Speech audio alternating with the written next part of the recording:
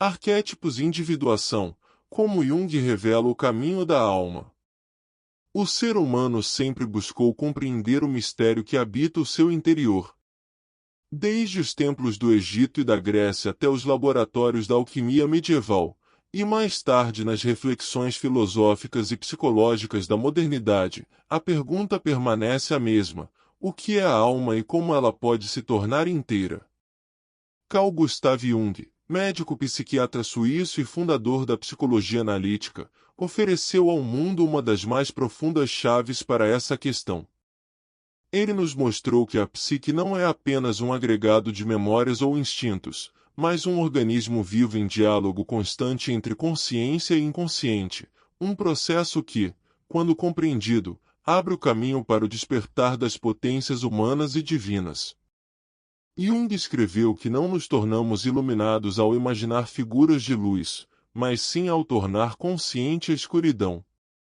Com essa frase, ele indicava que o caminho da realização espiritual e psicológica não está em negar o inconsciente, nem em reprimi-lo, mas em reconhecê-lo como parte essencial do ser. O drama da modernidade é que o homem ocidental se identificou unicamente com a consciência racional, esquecendo-se das profundezas simbólicas que estruturam sua alma. Foi justamente nesse vazio que Jung percebeu a necessidade de resgatar a linguagem dos sonhos, dos mitos e dos símbolos, compreendendo-os não como fantasias inúteis, mas como manifestações espontâneas do inconsciente que revelam o próprio processo de individuação. O consciente, na psicologia junguiana, é o domínio do ego, aquilo que percebemos diretamente como nossa identidade. Mas o ego não é o centro da psique. Ele é apenas a pequena ilha iluminada em meio ao vasto oceano escuro do inconsciente. Esse inconsciente, por sua vez, possui duas dimensões, uma pessoal, composta de conteúdos reprimidos, memórias esquecidas, traumas e complexos, e outra coletiva, onde residem os arquétipos, as formas primordiais que estruturam a experiência humana. O inconsciente não é um depósito morto, mas uma força dinâmica que constantemente se manifesta em sonhos, intuições e símbolos, buscando dialogar com a consciência.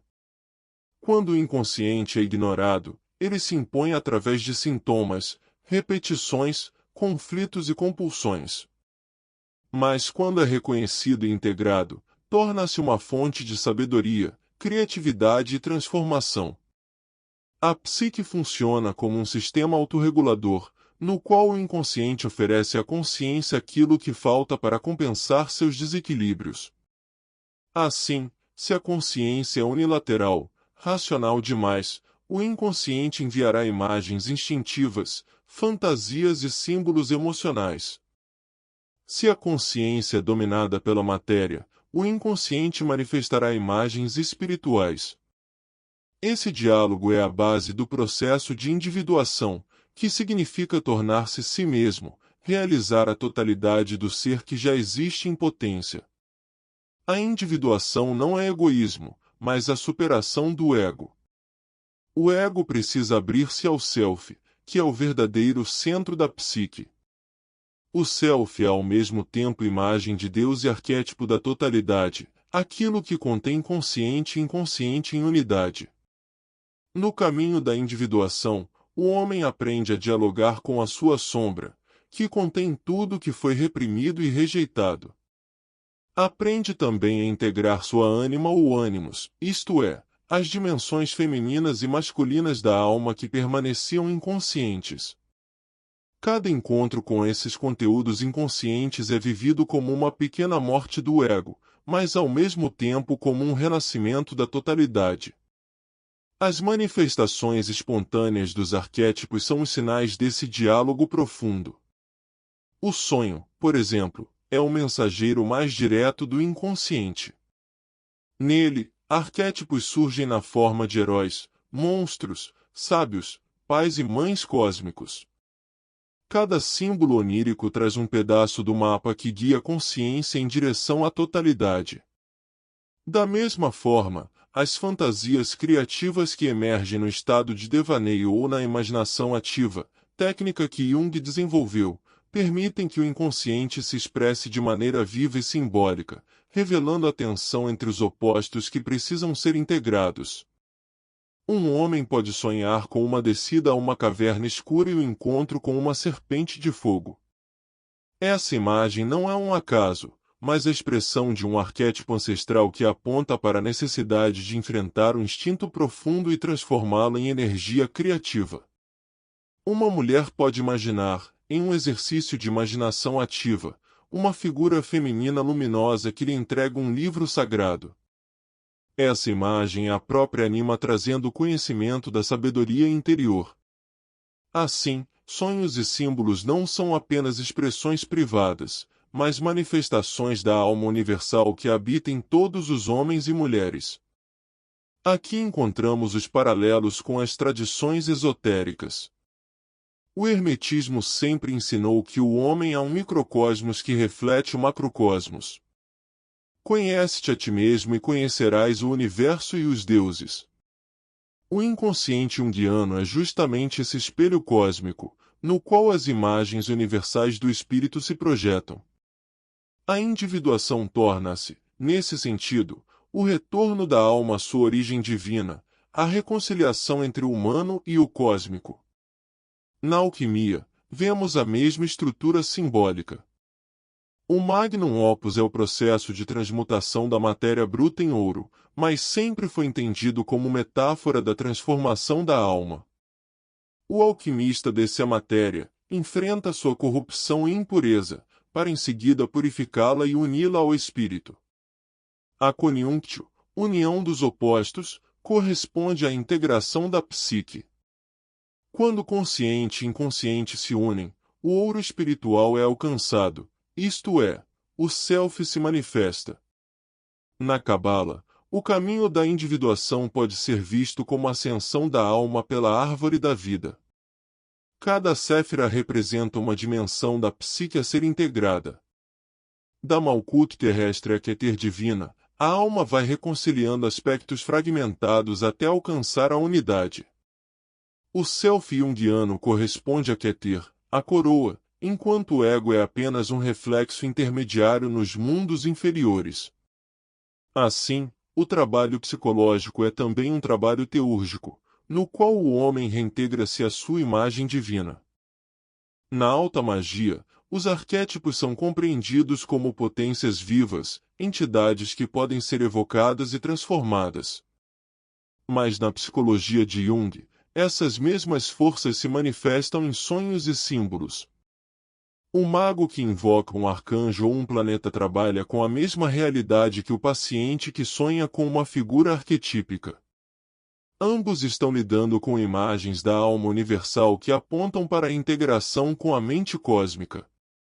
Quando o consciente e o inconsciente caminham juntos, a vida humana deixa de ser um fluxo caótico de acasos e se torna um processo criativo e espiritual.